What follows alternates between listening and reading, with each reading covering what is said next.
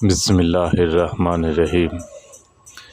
حضرت انس بن مالک رضی اللہ تعالیٰ عنہ سے روایت ہے، رسول اللہ صلی اللہ علیہ وسلم نے ارشاد فرمایا، ہر مسلمان پر علم حاصل کرنا فرض ہے۔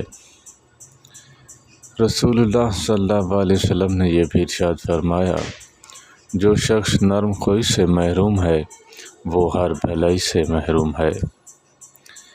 نبی کریم صلی اللہ علیہ وسلم کا ارشاد گرامی ہے، جس نے ٹھنڈے وقت کی 2 نمازیں پڑھیں یعنی فجر اور عصر، وہ جنت میں داخل ہوگا۔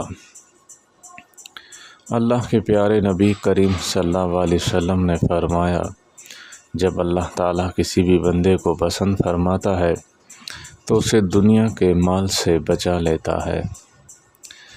آخری نبی صلی اللہ علیہ وسلم کا ارشاد ہے، تم میں سے مجھے وہ شخص زیادہ عزیز ہے جس کے اخلاق سب سے اچھے اور عمدہ ہوں۔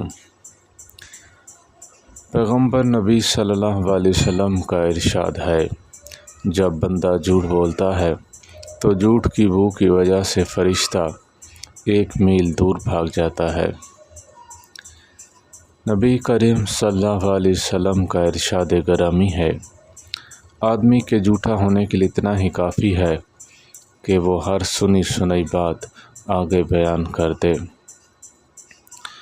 نبی کریم صلی اللہ علیہ وسلم نے یہ بھی فرمایا، اذان اور اقامت کے درمیان دعا رد نہیں ہوتی۔